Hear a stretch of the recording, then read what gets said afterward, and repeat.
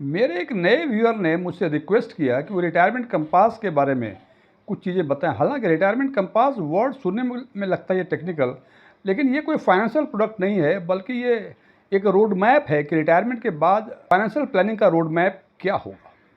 Retirement compass इसको help करता है कुछ बातों में, जैसे कि आपको रिटायरमेंट के लिए कितने पैसे चाहिए, जो भी पैसे रिटायरमेंट में मिले आपको उसको इन्वेस्ट कैसे करें, उस इन्वेस्टमेंट में से जो मंथली एक्सपेंसेस आपको हैं कितना हम विड्रॉल कर सकते हैं जिससे कि वो पैसे आपकी ता जिंदगी चलते रहे, यानी जब तक आपकी सांसें चलती रहें तब तक वो पैसा समाप्त ना हो।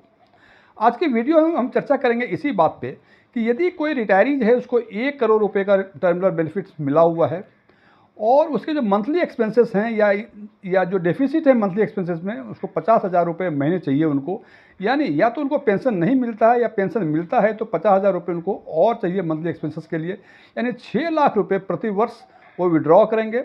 इन्फ्लेशन जो है वो 6% माना है, हालांकि 6% कुछ अधिक मान लिया है हमने, ये 5% मानना ये बेहतर था। हालांकि चूँकि अब कैलकुलेशन कर लिया हूँ तो मैं 6% पे ही कैलकुलेट कर रहा हूँ।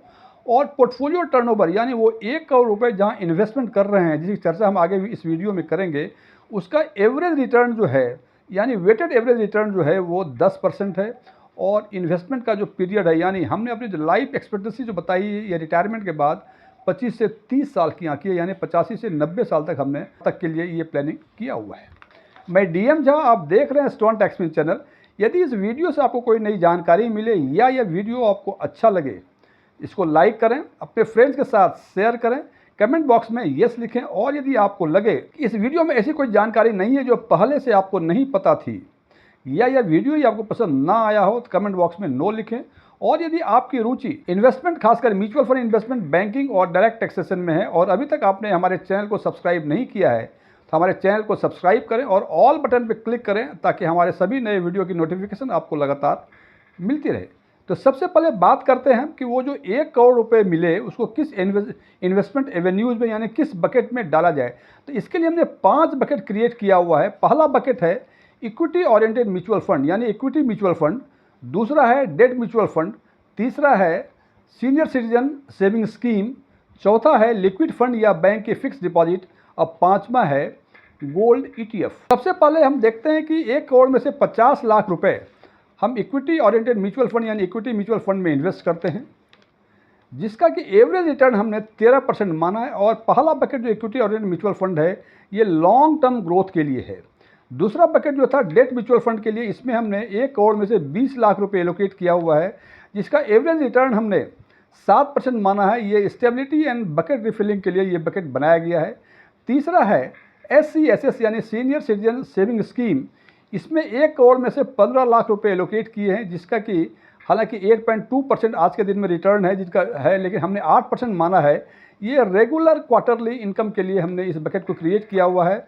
चौथा बकेट है लिक्विड फंड या बैंक के फिक्स डिपॉजिट, इसमें हमने 10 लाख रुपए एलोकेट किए हुए हैं 1 करोड़ में से, और इसका जो रिटर्न माना है 5% माना है। हालांकि 5% थोड़ा कम लग रहा है, इसको 6.5 से 7% मानना चाहिए था, लेकिन चूंकि हमने कैलकुलेट किया है इसको 5% के बेसिस पे, और ये यूज़ किया जाएगा मंथली एक्सपेंसेस के लिए। और गोल्ड ईटीएफ में हमने 1 करोड़ में से 5 लाख रुपए एलोकेट किया है, जिसका कि एवरेज रिटर्न में 6% माना है। ये बकेट डाइवर्सिफिकेशन के लिए यूज़ होगा। ये जो हमने 1 करोड़ रुपए के फंड को एलोकेट किया है और उसका एक्सपेक्टेड रिटर्न माना है, जैसे हमने देखा है कि इक्विटी म्यूचुअल फंड में एक्सपेक्टेड रिटर्न हम 13% का हम एस्टिमेट किए हुए हैं। हालांकि रिटायरीज को अधिक रिस्की फंड में इन्वेस्ट नहीं करना चाहिए, और उनको यदि इक्विटी म्यूचुअल फंड में इन्वेस्ट करना है तो वो लार्ज कैप में इन्वेस्ट कर सकते हैं।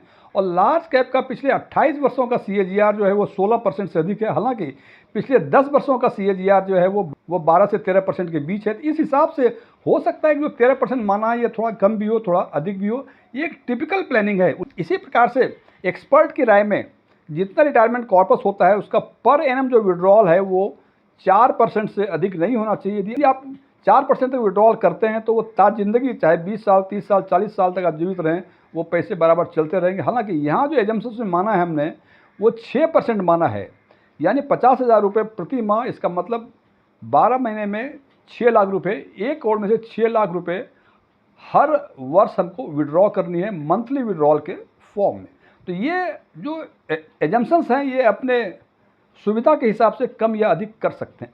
अब सबसे बड़ा सवाल ये है कि आज के दिन में जो 6 लाख रुपए यानी 50,000 रुपये हमने मंथली एक्सपेंसेस के लिए एलोकेट किया हुआ है या माना है कि हमको चाहिए उतना, हो सकता है जनाब 25 और 30 साल के बाद ये 6 लाख रुपए की परचेजिंग कैपेसिटी आज के 2 लाख रुपए के बराबर हो जाए।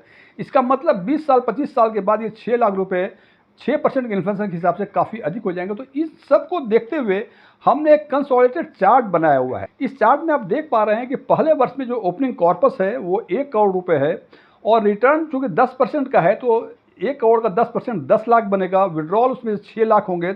यहाँ आप देख रहे हैं कि जितना रिटर्न हो रहा है उससे कम विड्रॉ कर रहे हैं, तो निश्चित रूप से जो कॉर्पस होगा, क्लोजिंग कॉर्पस होगा, वो बढ़ जाएगा और at the end of first year ये 1 करोड़ 4 लाख रुपए कॉर्पस हो जाता है।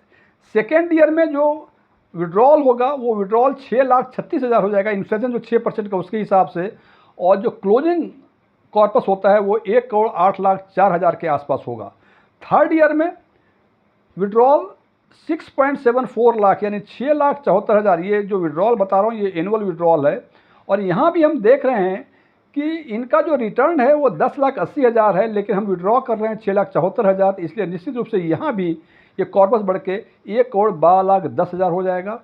चौथे साल में ये 1 करोड़ 16,16,000 हो जाएगा। पाँचवें वर्ष में ये बढ़कर 1 करोड़ 20,21,000 हो जाएगा और 10वें साल में ये बढ़कर 1 करोड़ 38,89,000 होते हैं और 15वें साल में 1 करोड़ 46,54,000 और इसके बाद ये डाउन स्टार्ट होता है। 20वें साल में ये 1 करोड़ 36,43,000 होते हैं। 25वें साल में ये 98,58,000 हो जाएंगे और 30 साल के अंत में ये जो बचेगा कॉर्पस वो 18,34,000 के आसपास बचेगा। इस हिसाब यदि हम विड्रॉल 4% से अधिक करते हैं तो फर्स्ट 15 से 18 साल जो हैं, चूँकि इंटरेस्ट जो है वो विड्रॉल से अधिक है तो कॉर्पस बढ़ता जा रहा है, लेकिन 20 साल के बाद चूँकि इंटरेस्ट जो अर्न हो रहा है वो विड्रॉल से कम हो रहा है, इसलिए 20 साल के बाद जो कॉर्पस है वो घटते जाता है और 30 वर्ष में ये कम होकर 18,34,000 रुपये हो जाता है।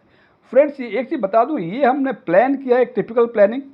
इसमें बहुत सारी कमियां हो सकती हैं। हो सकते हैं कि आपने कहा कि भाई हम 50% एलोकेट नहीं करेंगे इक्विटी म्यूचुअल फंड में बिकॉज हम 60 प्लस के हैं, हम अधिक रिस्क नहीं लेंगे। ये हो सकता है जनाब, लेकिन कुछ ऐसे भी इन्वेस्टर्स होंगे जो कहेंगे कि लार्ज कैप क्यों, मैं लार्ज एंड मिड कैप में भी जा सकता हूँ, मिड कैप में भी जा सकता हूँ। तो ये सब डिपेंड करता है आपके फाइनेंशियल स्टेबिलिटी और आपके परसेप्शन के हिसाब से। ये मैंने टिपिकल एग्जाम्पल दिया हुआ है, इसमें आप अपने सुविधा के हिसाब से इसको कम या अधिक कर सकते हैं।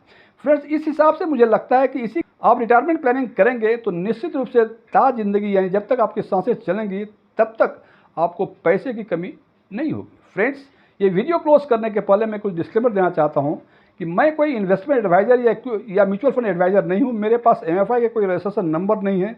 मैंने सेबी से इस कॉन्टेक्स्ट में कोई एग्ज़ाम पास नहीं किए हुए हैं।